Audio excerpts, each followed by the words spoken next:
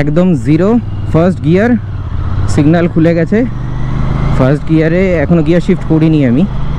First গিয়ারের পুল মোটামুটি 30-35-এর পর গিয়ে একটু স্ট্রেস হচ্ছে, যার জন্য আমি তুলে দিলাম। থার্ডের পুল মারাত্মক, 4000 RPM। ওকে, ফোর্থ,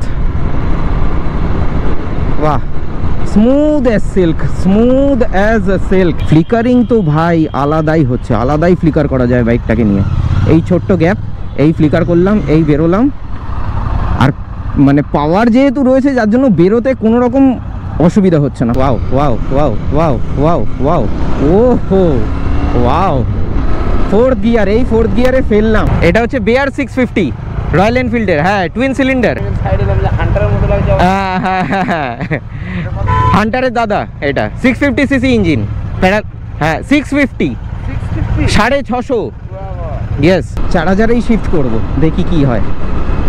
ফোর্থ, ফিফথ, 3.5-4এই চলছে। Fifth, and here it is sixth. Sixth gear ঠেলে দিয়েছি।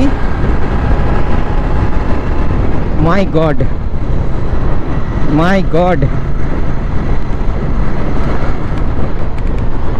Unbearable torquey engine, unbearable torquey engine.